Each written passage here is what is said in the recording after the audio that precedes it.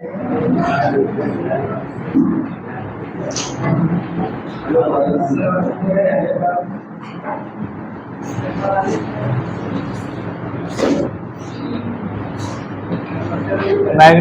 And magnetic matter, चुंबकत्व एवं चुंबकीय पदार्थ। हाँ आ जाइए।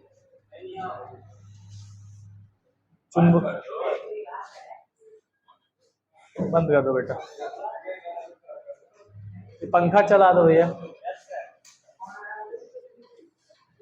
मैग्नेटिज्म एंड मैग्नेटिक मैटर, चुंबकत्व एवं चुंबकीय पदार्थ। ठीक है, चुंबकत्व तो सबसे पहले एक आइलैंड पर काला काला पत्थर पाया गया जिसको हम लोग मैग्नेट का नाम दिए। वो सब इसकी हिस्ट्री से रिलेटेड है, वो सब बाद में पढ़ा जाएगा। सबसे पहले आपका जो 12th के सिलेबस में चीजें हैं, सबसे पहला चीज है magnetic field. Magnetic field, magnetic field क्या होता है भैया? मैग्नेटिक फील्ड का मतलब चुंबकीय क्षेत्र।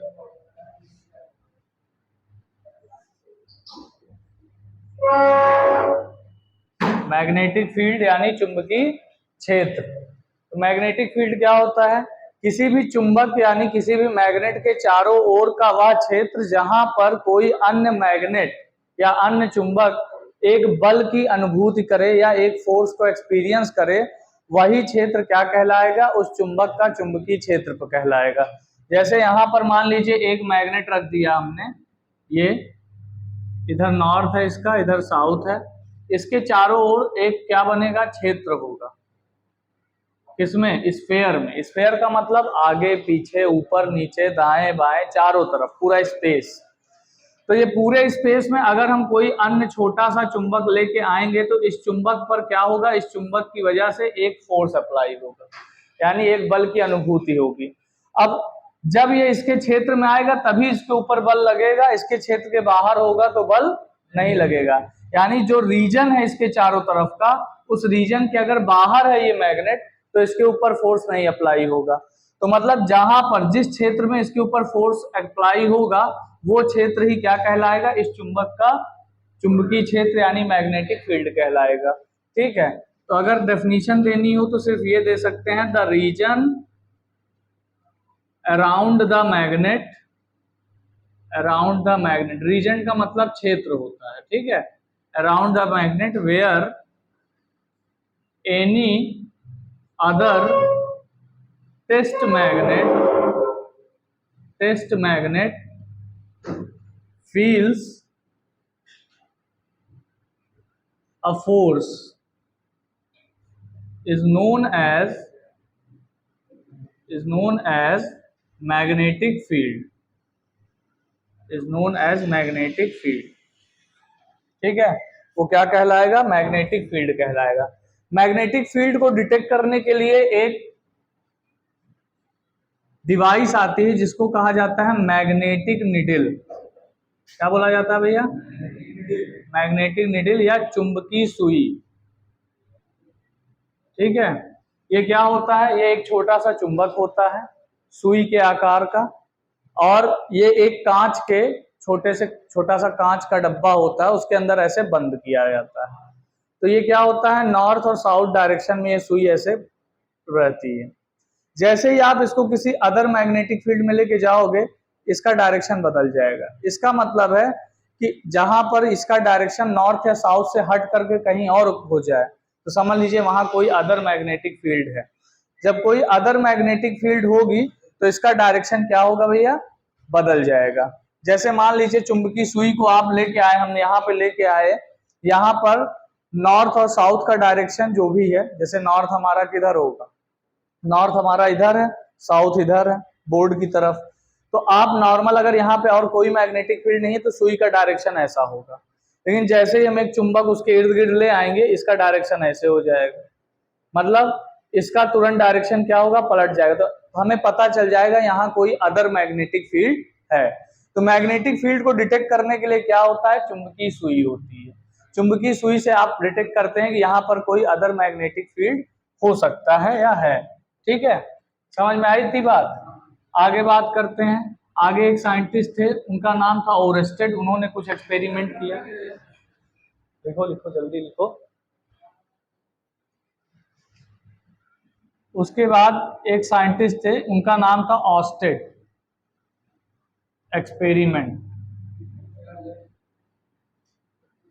ऑस्टेड एक्सपेरिमेंट का मतलब इसको हिंदी में बोला जाएगा ऑरेस्टेड का प्रयोग। अब इन्होंने क्या प्रयोग किया था इस पे बात करेंगे। ठीक है, ऑरेस्टेड एक्सपेरिमेंट आ जाए। ऑरेस्टेड एक्सपेरिमेंट का मतलब क्या था, ऑरेस्टेड का प्रयोग। ऑरेस्टेड ने क्या किया था, हाँ क्या हुआ, पानी गिर रहा है, पानी जाग पिए कि हम लाग देंगे।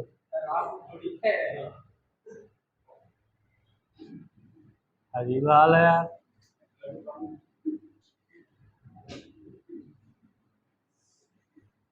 इन्होंने एक कंडक्टिंग वायर लिया,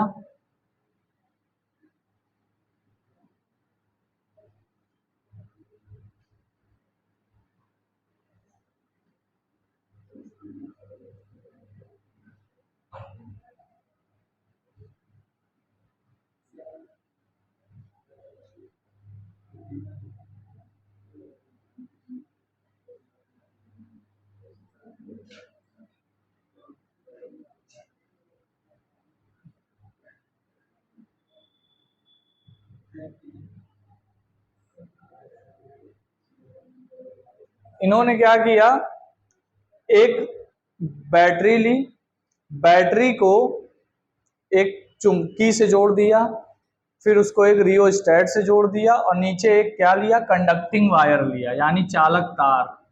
ठीक है, कंडक्टिंग वायर। अब इन्होंने क्या किया, जैसे ही इसकी को प्रेस किया, इसमें करंट फ्लो होने लगी। जैसे ही करंट फ्लो होने लगी, ये जो मैग्नेटिक नीडल का डायरेक्शन है ये चेंज हो गया। मैग्नेटिक नीडल का डायरेक्शन चेंज होने का मतलब ये है कि इस तार के चारों तरफ एक क्या उत्पन्न हो गया, चुंबकीय क्षेत्र यानी मैग्नेटिक फील्ड जनरेट होने लगी। समझ में आ रही बात। जैसे ही इन्होंने इस की को प्रेस किया, इस वायर में करंट फ्लो होना शुरू हो गई। करंट फ्लो होने के बाद ये जो मैग्नेटिक नीडल आपका नॉर्थ और साउथ डायरेक्शन में था, इसका डायरेक्शन गया बदल। डायरेक्शन बदलने का मतलब ये हो गया कि इस तार के अराउंड एक चुंबकीय क्षेत्र उत्पन्न हो गया। फिर उन्होंने क्या किया, करंट के डायरेक्शन को रिवर्स किया। करंट के डायरेक्शन को जब रिवर्स किया तो इसमें जो डिफ्लेक्शन था वो भी क्या हो गया, डिफ्लेक्शन ऑल्सो रिवर्स। मतलब पहले अगर सुई जो है इधर भाग रही थी, रिवर्स करने के बाद इधर भाग गई। ठीक है, पहले अगर डिफ्लेक्शन क्या हो रहा था, ऐसे नॉर्थ साउथ में था, पहले एक डायरेक्शन में करंट गया, सुई अगर ऐसे टेढ़ी हो रही थी, जब करंट के डायरेक्शन को रिवर्स किया तो ऐसे टेढ़े होने लगी। इसका मतलब क्या हुआ, करंट के डायरेक्शन को रिवर्स किया तो डिफ्लेक्शन भी क्या हो गया, रिवर्स हो गया। ठीक है, उसके बाद इन्होंने करंट की वैल्यू को इस रियोस्टेट से चेंज किया, यानी करंट की वैल्यू को अगर बढ़ाया तो डिफ्लेक्शन और बढ़ा, करंट की वैल्यू को अगर कम किया तो डिफ्लेक्शन कम हुआ। मतलब जितना ज्यादा करंट फ्लो कराया उतना ज्यादा डिफ्लेक्शन होने लगा। तो इससे इन्होंने एक चीज बताई, ये पूरा एक्सपेरिमेंट करने के बाद जो इन्होंने ऑब्जर्व किया उससे इन्होंने कुछ रिजल्ट दिया। रिजल्ट क्या दिया, रिजल्ट के बारे में अगर बात किया जाए तो सबसे पहले आपको ऑब्जर्वेशन देखना होता है, फिर रिजल्ट देखना होता है। तो एक तरफ हम लोग लिखेंगे ऑब्जर्वेशन और उससे क्या रिजल्ट देखेंगे। ऑब्जर्वेशन क्या है इनका, प्रैक्टिकल करने के बाद दो चीजें होती है कि आपने क्या देखा और जो देखने के बाद आपको क्या मिला, उसका रिजल्ट क्या मिला। ठीक है, तो सबसे पहली बात इन्होंने देखा कि when a current flows through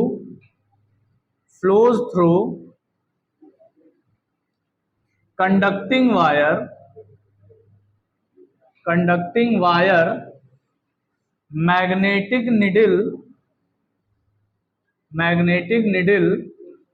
deflect. जब हम किसी कंडक्टिंग वायर में करंट फ्लो करते हैं तो मैग्नेटिक नीडल क्या करता है, डिफ्लेक्ट हो जाता है। तो इससे क्या रिजल्ट मिला भैया, इससे रिजल्ट ये मिला कि there is a magnetic field around that conducting wire. उसके चारों तरफ, यानी उस कंडक्टिंग वायर के चारों तरफ एक क्या है, मैग्नेटिक फील्ड है।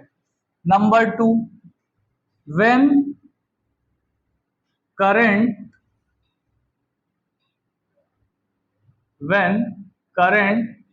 stop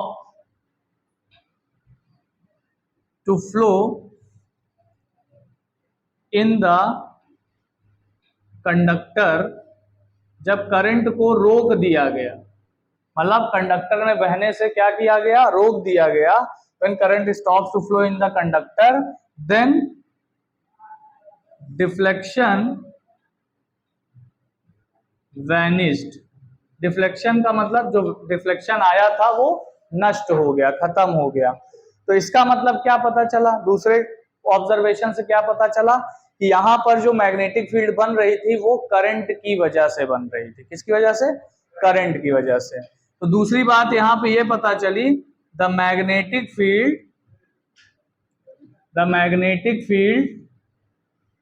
produce in the conductor, produce around the conductor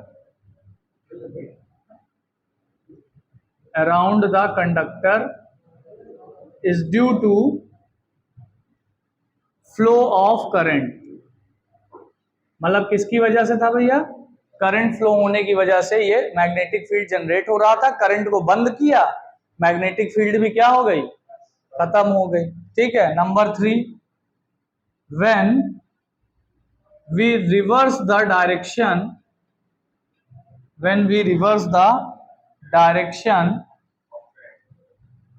of current, जब हम करंट के डायरेक्शन को रिवर्स करते हैं then deflection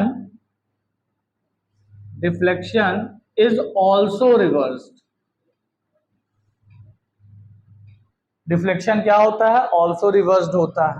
तो मतलब तीसरी बात क्या पता चली, the direction of magnetic field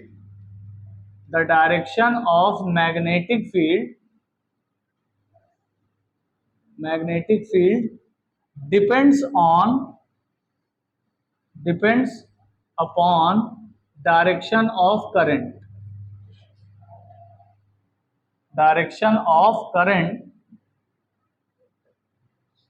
flowing in a conductor. ठीक है। जब हम रिवर्स करते हैं करंट के डायरेक्शन को तो मैग्नेटिक फील्ड का डायरेक्शन भी रिवर्स होता है। इसका मतलब क्या है कि जो मैग्नेटिक फील्ड का डायरेक्शन है वो करंट के डायरेक्शन पर डिपेंड करता है। ठीक है। Number 4, when we increase the magnitude of current, magnitude का मतलब भैया वैल्यू, मैग्नीट्यूड का मतलब क्या होता है, अमाउंट। मैग्नीट्यूड ऑफ करंट, जब हम करंट के मैग्नीट्यूड को इंक्रीज करते हैं then deflection also increases. Deflection भी क्या होता है भैया, इंक्रीज होता है। जब हम करंट की वैल्यू को इंक्रीज करते हैं तो डिफ्लेक्शन भी इंक्रीज करता है। इसका मतलब कि number 4, magnitude of magnetic field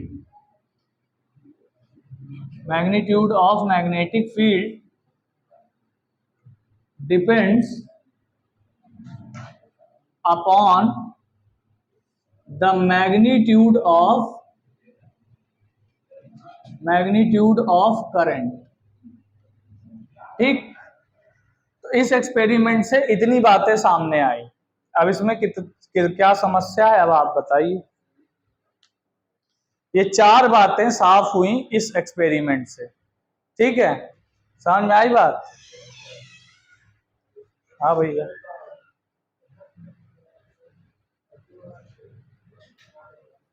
संभल के जाना।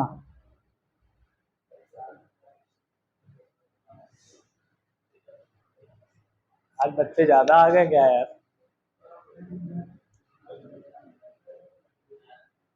दोबारा 14, 18, 23, अरे यार 25 लोग हो भाई साहब।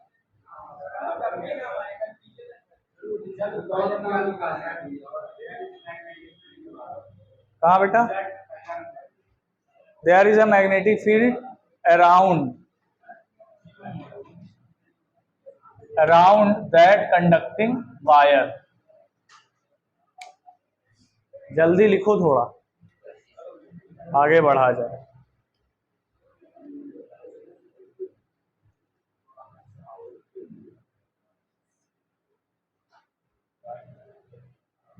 तो थोड़ा तेज करवाओ यार। हाँ,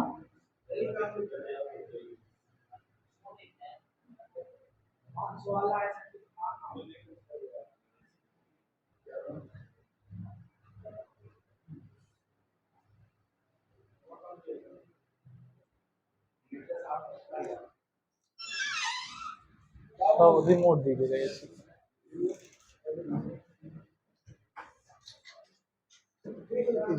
हाँ, 25।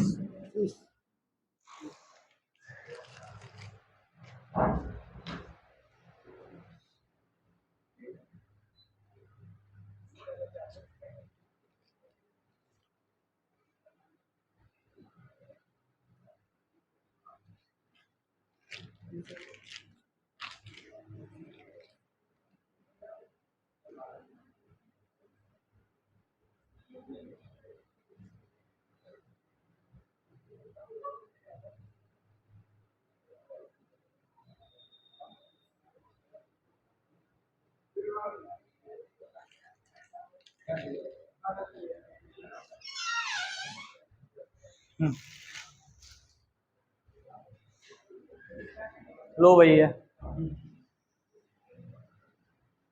सुपर कूल पे लगा दिया। अब शायद कुछ ज्यादा असर करे।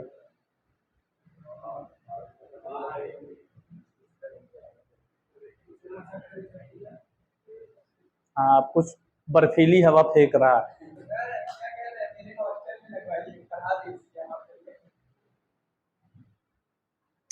सही कह रहे हो भैया।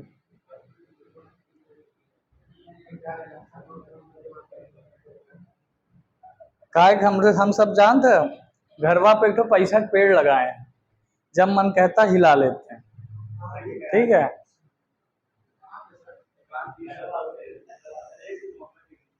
अरे शाबाश से, तुम अपना रिकॉर्ड नहीं बदलोगे। बस अब हम समझ गए, तुम्हारे बाद अब कोई नहीं आएगा, अंतिम में तुम ही हो।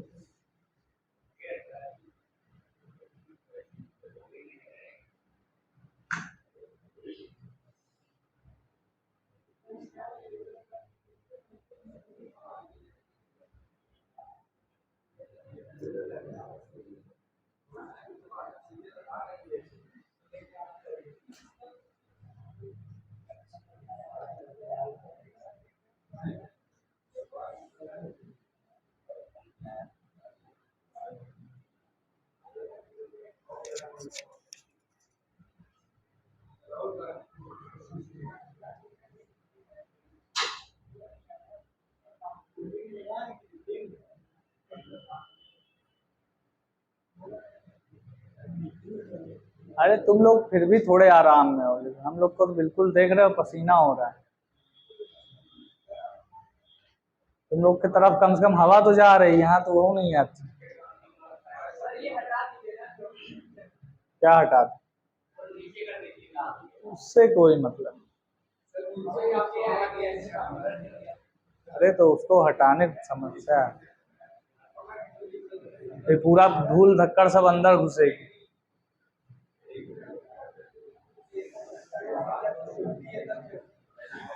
चलो फिलहाल लिख लिया।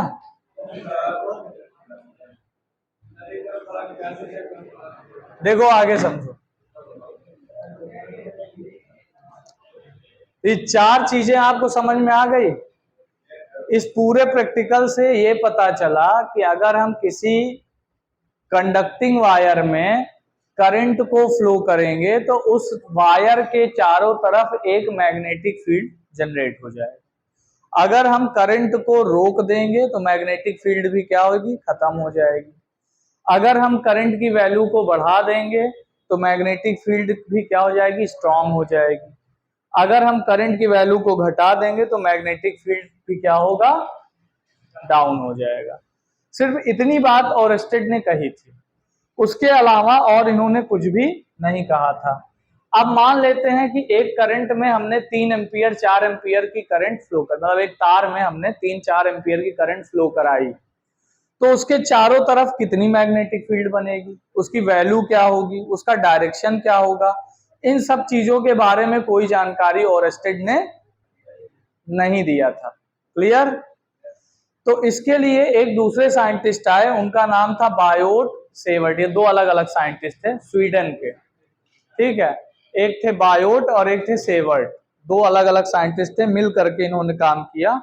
और बायोट सेवर्ट ने ये बताया कि अगर हम किसी तार में कितनी करंट फ्लो कर दें तो जो मैग्नेटिक फील्ड होगा वो उसकी वैल्यू क्या होगी, और उस मैग्नेटिक फील्ड पर किन किन चीजों का असर पड़ेगा, यानी क्या क्या बदलने से वो मैग्नेटिक फील्ड यानी चुंबकीय क्षेत्र पर कैसा प्रभाव पड़ेगा। तो देखते हैं उनका एक्सपेरिमेंट को। इनका तो हो गया, आगे बढ़ते हैं।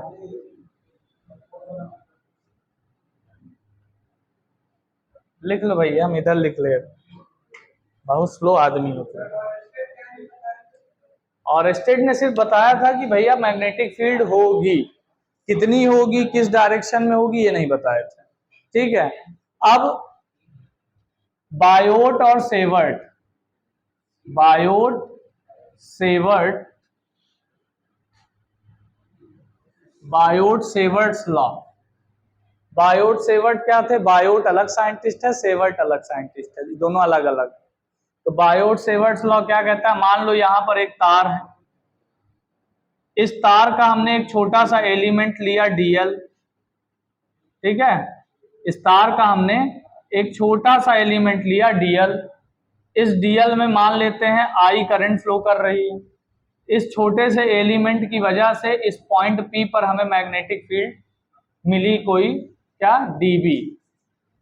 ये एंगल है थीटा, डीएल के साथ ये जो पी पॉइंट है इसको मिलाने वाली जो रेखा है वो कितना एंगल बना रही है, थीटा। और इस डिस्टेंस को हमने मान लिया क्या है, स्मॉल आर है, ठीक है। इतना अजम्पशन लिया। क्या क्या लिया, ये एक तार है, इस तार में कोई करंट आई फ्लो कर रही है नीचे से ऊपर की ओर। उसके बाद हमने इस तार का एक बहुत छोटा सा एलिमेंट लिया, मतलब एकदम नन्हा सा, जिसकी लेंथ कितनी है भैया, डीएल। उसके बाद इस करंट अब आई यहां फ्लो कर रही है, तो डीएल से भी कितनी करंट फ्लो करेगी, आई ही फ्लो करेगी। इस डीएल से हमने एक पॉइंट लिया पी, जो कि कितने डिस्टेंस में था, आर डिस्टेंस में था और थीटा एंगल पे था।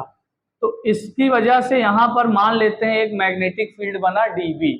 तो इन्होंने बताया कि ये जो डीबी होगा ये 3-4 बातों पर निर्भर करेगा, जैसे dB is directly proportional to I. DB क्या होगा, आई पर यानी करंट की वैल्यू पर निर्भर करे। तो ओरस्टेड नहीं बता दिया था करंट बढ़ाओगे तो मैग्नेटिक फील्ड बढ़ेगा, तो डीबी क्या होगा, डायरेक्टली प्रोपोर्शनल टू आई। दूसरा, डीबी जो होगा वो directly proportional to dl sine theta. ये जो छोटा सा एलिमेंट है, इस एलिमेंट की वैल्यू जितनी ज्यादा बढ़ेगी, मतलब लंबाई छोटी थी तो कम मैग्नेटिक फील्ड, लंबाई बढ़ेगी तो ज्यादा मैग्नेटिक फील्ड, लंबाई पर निर्भर करेगा, ठीक है। और तीसरी बात इन्होंने बताई, inversely proportional to r square, जितनी ज्यादा डिस्टेंस होगी उतना कम मैग्नेटिक फील्ड होगा, यानी तार से आप जितनी दूर जाते जाएंगे मैग्नेटिक फील्ड की वैल्यू उतनी घटती चली जाएगी। अगर तार के करीब रहेंगे तो मैग्नेटिक फील्ड ज्यादा अच्छी रहेगी, तार से जितनी दूरी आपकी बढ़ती रहेगी मैग्नेटिक फील्ड की वैल्यू भी उतनी क्या होगी, घटती चली जाएगी। ये तीन बातें इन्होंने बताई। तीनों बातों को अगर हम एक साथ लिखें तो हमको मिलेगा that is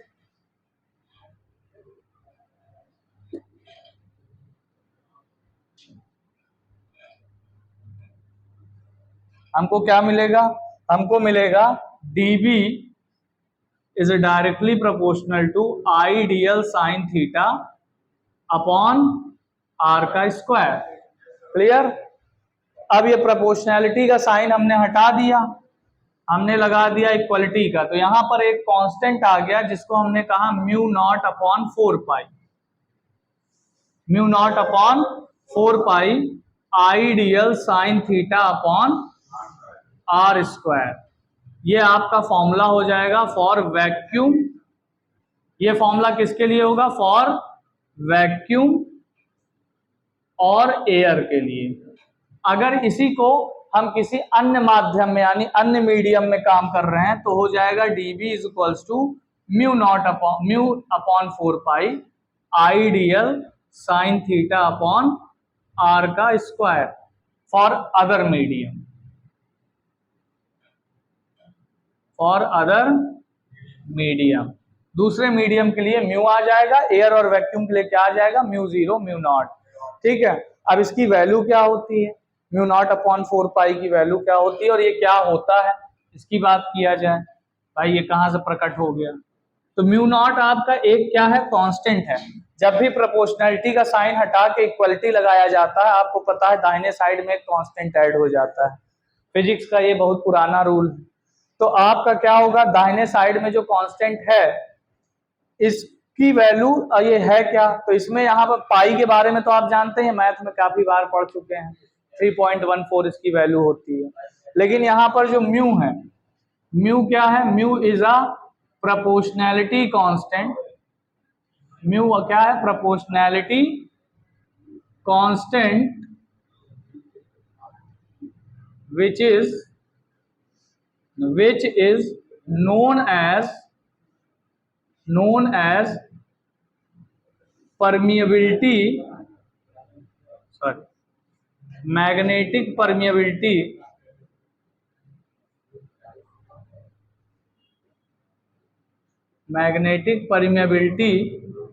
of free space। ठीक है, म्यू को क्या कहा जाता है भैया, magnetic permeability of free space. और म्यू नॉट अपॉन 4 पाई की वैल्यू होती है 10⁻⁻7 न्यूटन पर ampere square. Mu naught upon 4 पाई की वैल्यू कितनी होती है भैया, 10⁻⁷ न्यूटन पर एम्पियर स्क्वायर। ये इसकी वैल्यू होती है, याद रखिएगा। इसको आपको क्या करना है, म्यू नॉट की वैल्यू बार बार रखनी पड़ेगी न्यूमेरिकल में। म्यू नॉट अपॉन 4 पाई की जगह 10⁻⁷ रखना पड़ेगा, बाकी जो डिटेल्स आपको क्वेश्चन में दी रहेंगी उसको रख करके सॉल्व कर लेना है। क्लियर है, समझ में आ गई इतनी बात। तो ये हो गई मैग्नीट्यूड की बात।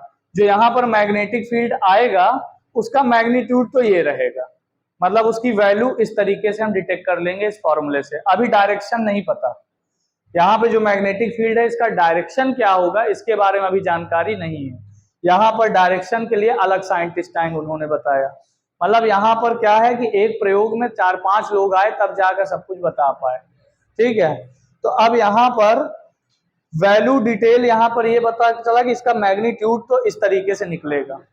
उसके बाद इसी को वेक्टर के फॉर्म में भी लिखा जा सकता है। आगे बात करते हैं, रुको पहले इतना लिख लो तुम लोग तब फिर आगे चलें। जल्दी से नोट करो।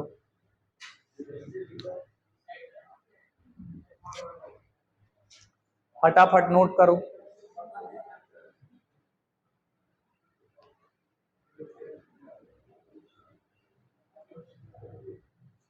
समझ में आ रहा है, जब ऐसे ऊपर से निकल जा रहा है तुम लोग।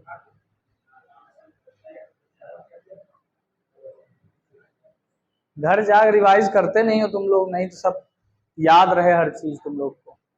घर जाओगे कापी अलमारी फेंक के सो। हाँ अब यार ऐसे ले लो, सीधा ले लो, सर्कुलर ले लो, कुछ भी ले लो, सब चलेगा। सर्कुलर उर्कुलर में क्या आएगा अभी सब निकाला जाएगा, अभी से बिजनेस काम नहीं चलेगा, इतना तो ठीक है। अभी सीधा वायर लेंगे इनफाइनाइट लेंथ का, फिर फाइनाइट लेंथ का, सबसे हम लोग देखेंगे मैग्नेटिक फील्ड क्या आएगा। डीबी मैग्नेटिक फील्ड, मैं इसको मैग्नेटिक फील्ड नहीं बोलते हैं, इसको बोलते हैं मैग्नेटिक फील्ड इंटेंसिटी। ठीक है, डीबी को बोला जाता है magnetic field intensity. Magnetic field intensity Hindi में बोला जाता है चुंबकीय क्षेत्र की तीव्रता। चुंबकीय क्षेत्र की तीव्रता, ठीक है, मैग्नेटिक फील्ड इंटेंसिटी। ठीक है, देखो ना यार, हम तो हटे ही हैं।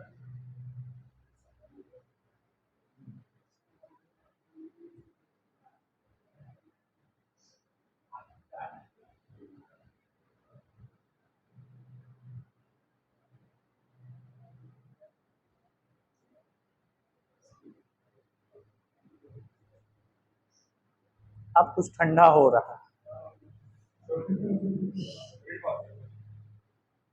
हाँ बेटा, न्यूटन पर एम्पियर स्क्वायर। नहीं, अब सही हो रहा है थोड़ा थोड़ा। असल में टाइम लगता है ना यार, आधा एक घंटा लगेगा ना पूरा बैकअप करने में। एक 8 बजे चलवा दिया करो तुम लोग। नहीं तब तो फिर बिजली बिल तुम दे देना, हम चला बंद ही नहीं करेंगे। क्या करी, पानी होता है, मैनेजर साहब बुलावा, दौड़ जाओ, मैनेजर साहब को हटावा है।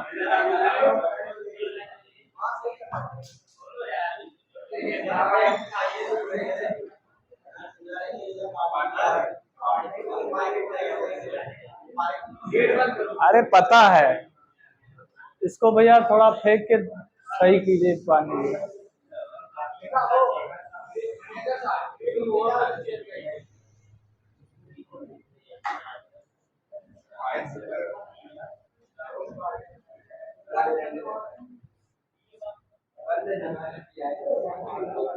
क्या हुआ, प्यास लग गई क्या भैया?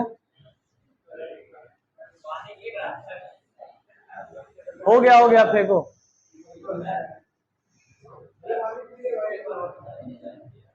एक बार और समझा दूं। अच्छा देखो, यहां पर एक वायर है, इस वायर से करंट फ्लो हो रहा है आई। ठीक है, इस वायर का एक छोटा सा एलिमेंट ले लिया डीएल। उस डीएल से हमको इस पॉइंट पी पर मैग्नेटिक फील्ड की इंटेंसिटी फाइंड करनी है। मान लेते हैं इस पॉइंट पी पर इंटेंसिटी कितनी है, डीबी। इस डीएल से हमने डीबी के बीच में एक लाइन खींचा, वो है स्मॉल आर डिस्टेंस की, और बीच में एंगल बन रहा है थीटा। ठीक, अब उसके बाद हमको पता चला डीबी प्रोपोर्शनल है किसके, आई के, यानी जितनी ज्यादा करंट फ्लो होगी उतना ज्यादा मैग्नेटिक फील्ड होगा।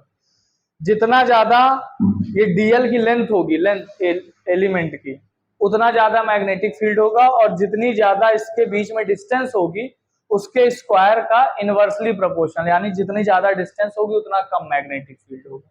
इतना कंफर्म हो गया। फिर तीनों को मैंने एक साथ लिखा, dB इज इक्वल्स टू क्या हो गया, I D L sine theta upon r square. dB is equals to क्या हो गया, mu not upon 4 pi I D L sine theta upon r square. अब यहां पर ये वैक्यूम और एयर के लिए, अगर कोई अदर मीडियम है तो हाँ म्यू आ जाता है। ठीक, म्यू क्या है, प्रोपोर्शनैलिटी कांस्टेंट है, जिसे magnetic permeability of free space कहते हैं। ठीक है, इसकी वैल्यू कितनी है, म्यू नॉट अपॉन 4 पाई की 10⁻⁷ न्यूटन पर एम्पियर स्क्वायर। ठीक है, अब इसी को अगर हम वेक्टर फॉर्म में लिखें तो वेक्टर फॉर्म में लिखने के लिए हो जाएगा ये dB is equals to mu not upon 4 pi I dl into r sine theta upon r की पावर 3। यहां मैंने क्या किया, एक आर से ऊपर मल्टीप्लाई कर दिया, एक आर से नीचे, तो यहाँ dl इंटू आर हो गया, यहाँ r की पावर 3 हो गया। अब यहाँ पर dl भी एक वेक्टर क्वांटिटी है, r भी एक वेक्टर क्वांटिटी है, दोनों का क्या ले लेंगे भैया, म्यू नॉट अपॉन 4 पाई, आई आ जाएगा बाहर, dl cross r। dl cross r का मतलब क्या हो गया कि dl और r का क्या हो रहा है, क्रॉस प्रोडक्ट। जैसे वेक्टर का होता है ना a क्रॉस b, तो a क्रॉस b बराबर क्या होता है, ए बी साइन थीटा। तो यहाँ a की जगह है dl और b की जगह है r, और ये साइन थीटा है, तो इसको मैं क्या लिख सकता हूँ, dl क्रॉस r, तो ये हो जाएगा dl r साइन थीटा। तो इस तरीके से आपको ये वेक्टर फॉर्म में मिल जाएगा, ठीक है। यही फॉर्मूला आपको किसमें मिल गया, वेक्टर फॉर्म में। जब वेक्टर दिया होगा तो वेक्टर में करेंगे, ठीक है। समझ में आया भैया इतना। अब ये तो हो गया,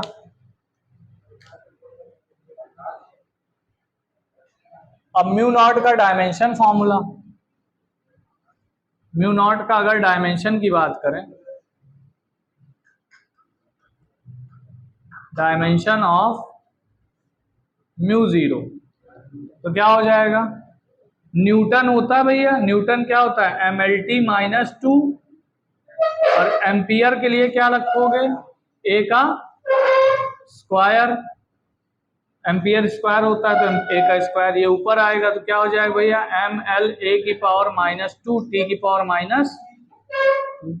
ये किसका डायमेंशन फॉर्मूला है, म्यू जीरो। कर क्या रहे हो यार तुम लोग, एक बार उधर खींच रहे हो, एक बार उधर खींच रहे हो। अरे वहां 2 लोग बैठे, वहां बैठ जाओ, 4 बैठने की जगह।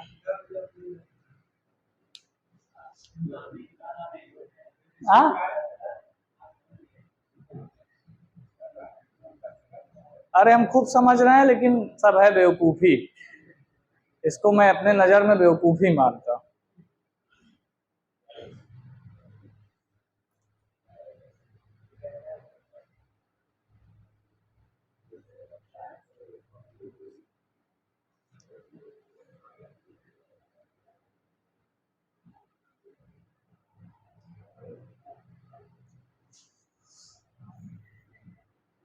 डायमेंशन फॉर्मूला हो गया भैया। अब मैग्नीट्यूड तो पता चल गया, अब मैग्नेटिक फील्ड का डायरेक्शन कैसे निकाला जाए, ठीक, इतनी चीजें हो गई। अब मैग्नेटिक फील्ड का डायरेक्शन के लिए आ गया आपका एक रूल आता है, राइट हैंड थंब रूल, या फिर मैक्सवेल स्क्रू रूल, ठीक है। 2 रूल आते हैं, इन दोनों रूल का उपयोग आप करके इसका डायरेक्शन फाइंड कर सकते हैं। कैसे, राइट हैंड थंब रूल ये कहता है आपका, जैसे ये वायर है, वायर में जिस तरफ करंट फ्लो कर रही है उधर आप अपने मतलब जिस तार में धारा निकालना है आपको, उसको आप अपने दाहिने हाथ में पकड़िए, और इस प्रकार पकड़िए कि अंगूठा किसके डायरेक्शन में हो, करंट के डायरेक्शन में। समझ रहे हो, तो करंट ऊपर है तो अंगूठा इधर होना चाहिए। तो आपका ये जो कर्ल फिंगर है इधर वाला, ये चारों फिंगर का जो डायरेक्शन होगा, ये मैग्नेटिक फील्ड के डायरेक्शन को रिप्रेजेंट करेगा। अगर करंट नीचे हो जाएगी तो ऐसे पकड़ना है, तब ये मैग्नेटिक फील्ड किधर हो जाएगा, इधर की ओर। तो मैग्नेटिक फील्ड का डायरेक्शन या तो क्लॉकवाइज या तो एंटी क्लॉकवाइज। अगर मैं इधर पकड़ा हूं ऐसे, देखो, और ये ऐसे घूम रहा है, तो ये घड़ी के चलने की दिशा में है कि उल्टी दिशा है, घड़ी के चलने की उल्टी दिशा है, तो ये एंटी क्लॉकवाइज मैग्नेटिक फील्ड हो गया। अगर मैं इसको ऐसे पकड़ा हूं, ये घड़ी के चलने की दिशा है, तो ये क्या हो गया, क्लॉकवाइज हो गया। समझ में आई बात। तो 2 टाइप के डायरेक्शन होते हैं, या तो क्लॉकवाइज या तो एंटी क्लॉकवाइज, ठीक, समझ में आई बात। अब यहां पर अगर आपका वायर सर्कुलर है तो सर्कुलर में करंट क्लॉकवाइज होगा या एंटी क्लॉकवाइज होगा। भाई सर्कल फॉर्म में है आपका पूरा तार, तो वो क्लॉकवाइज होगा या एंटी क्लॉकवाइज होगा। तो आपको ये उंगली ऐसे घुमानी है, अगर क्लॉकवाइज है तो ऐसे घुमा लो, अंगूठा जिधर दिखाएगा उधर मैग्नेटिक फील्ड होगा। सीधे तार में अंगूठे को करंट के डायरेक्शन में लेना है, घुमावदार तार में इस उंगली को करंट के डायरेक्शन में लेना है, अंगूठा वहां पर मैग्नेटिक फील्ड बताएगा। समझ में आ रही बात? जैसे मान लो ये सीधा तार है, तो यहां पर सीधे तार में अंगूठा करंट के डायरेक्शन में होगा और ये वाली उंगली, ये 4 उंगली जो है ये मैग्नेटिक फील्ड के डायरेक्शन को शो करेंगे। अगर आपका जो वायर है वो सर्कुलर है, थोड़ा सा कर्ल टाइप का है, तो वहां पर आपको ये जो 4 उंगलियां हैं इसको आपको करंट के डायरेक्शन में लेना पड़ेगा, वहां अंगूठा आपको मैग्नेटिक फील्ड बताएगा। जैसे यहां पर कोई सर्कुलर वायर है और यहाँ पर करंट का डायरेक्शन ये है, तो मैग्नेटिक फील्ड का डायरेक्शन अंदर की ओर होगा, मतलब ऐसे बाहर से अंदर की ओर, समझ रहे हो? ऐसे अंदर की ओर घुसता हुआ, बाहर से अंदर की ओर जाता हुआ, समझ गए? इस डायरेक्शन को बोलते हैं inward,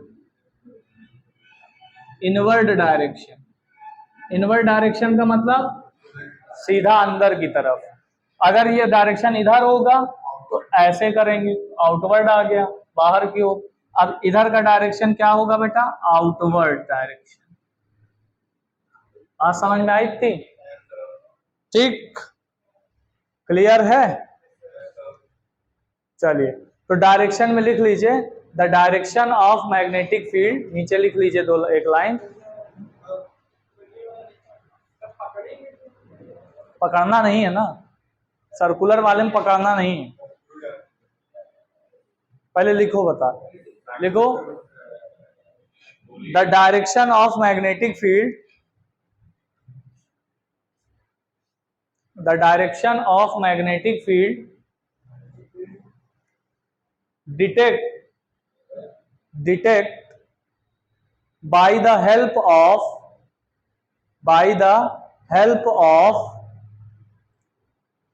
right hand thumb rule, right hand thumb rule और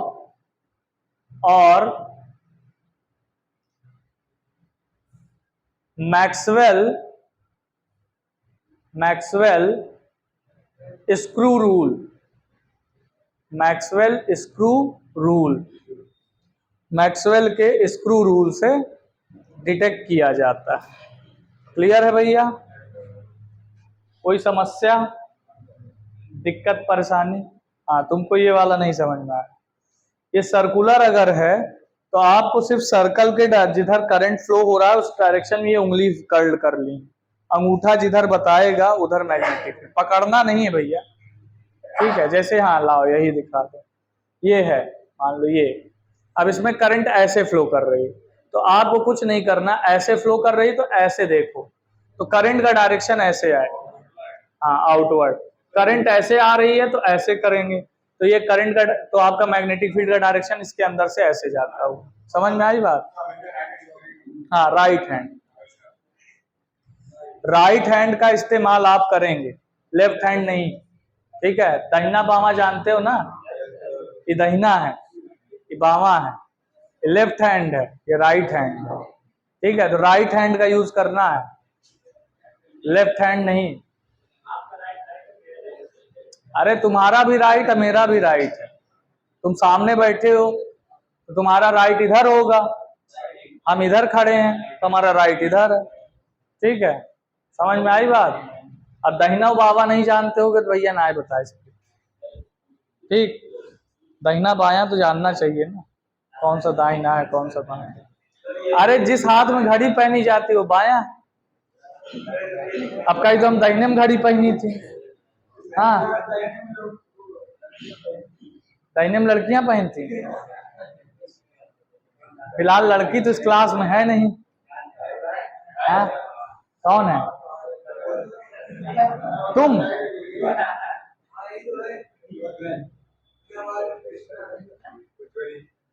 भाई लड़की तो इस क्लास में है नहीं, तभी आप लोग का मन भी कम लगता है, हाँ? अब लड़की आएगी भी नहीं इसमें, 25 तो तुम लोग बैठे हो, एक लड़की आएगी भाग जाएगी तुरंत। पहले तो 2-4 इकट्ठा पहले ग्रुप में आएंगी कोई, तभी रुक पाएंगी, क्योंकि उनको जोड़ा चाहिए पंचायत करने के लिए, ठीक है? देखो उसको पता है, कह रहा है कि बुला लीजिए बच्चे और भर जाएंगे, क्या करी, किराए पे लिया के बैठाएंगे बच्चे भरने के लिए? यार दूसरे कोचिंगों में लड़कियां होने के बावजूद 25 है 30 है, यहाँ बिना लड़कियों 25-30 है, बराबर है तो है मामला।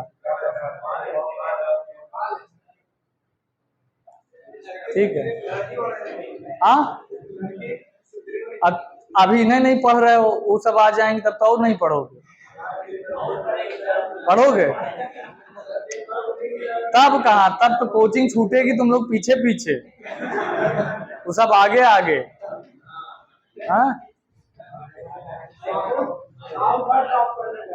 देखो हिल गया क्या?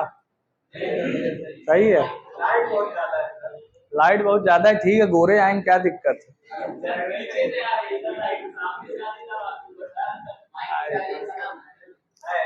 है यार, तुमको बेटा दिनौंधी हो गई, समझे? एक बीमारी होती रतौंधी, तुमको दिनौंधी हो गई, ठीक है। हाँ आगे चलें, चलो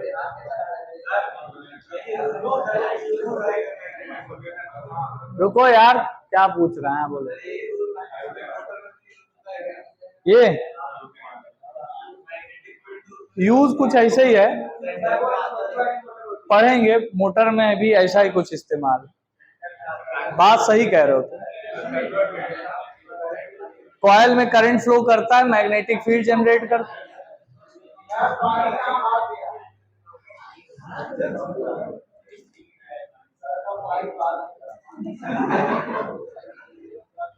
चलो मिटा रहे भैया,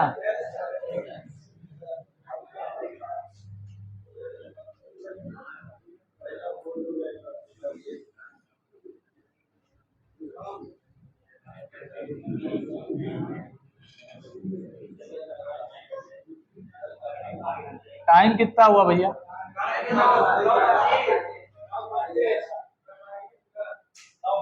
चलो ठीक है, देखो रिलेशन बिटवीन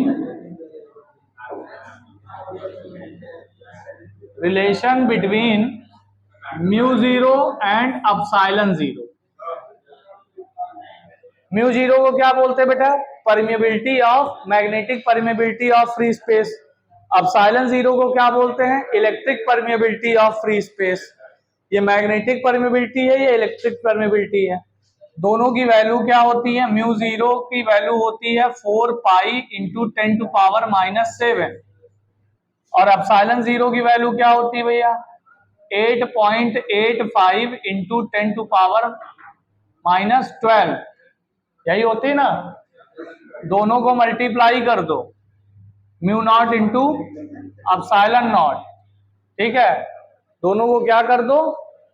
मल्टीप्लाई कर दो, ठीक।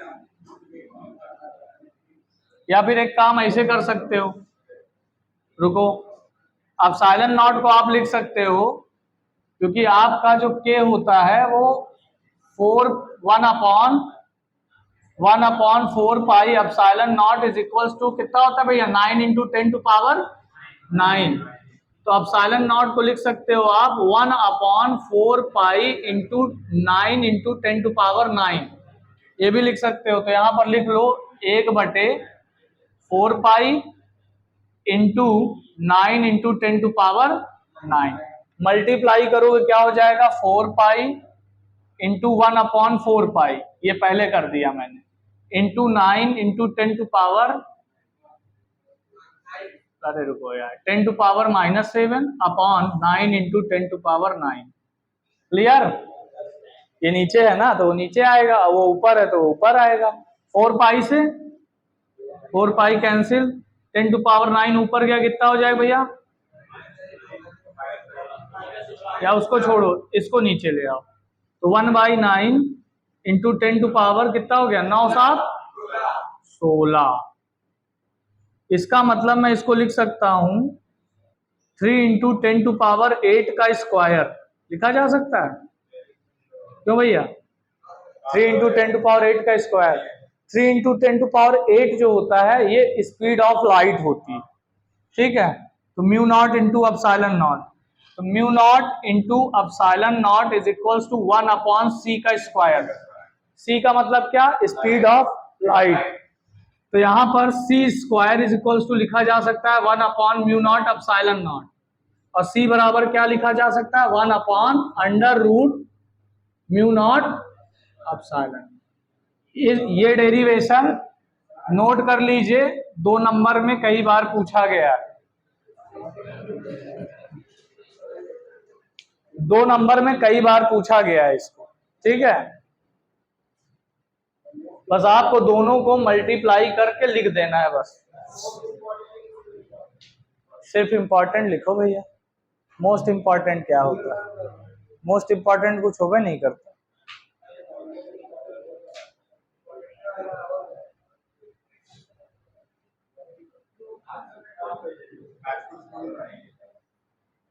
हाँ बेटा, मैक्सवेल स्क्रू रूल पेचकस होता है ना, पेचकस से जब नट कसते हैं तो नट के चलने का डायरेक्शन करंट के डायरेक्शन में होता है, और पेचकस घूमने का डायरेक्शन मैग्नेटिक फील्ड के डायरेक्शन को रिप्रेजेंट करता है।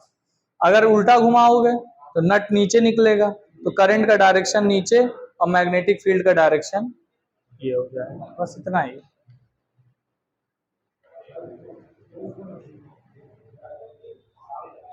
तुम एक ही रूल फॉलो करो, रूल नहीं पूछता है, सिर्फ डायरेक्शन पूछता है। तो तुम एक डायरेक्शन के लिए एक कोई भी रूल समझ लो और उसी को हर जगह अप्लाई करो, ठीक। इसको बंद कर दो भैया, अब नहीं पढ़ाएंगे, हो गया, कहानी समाप्त।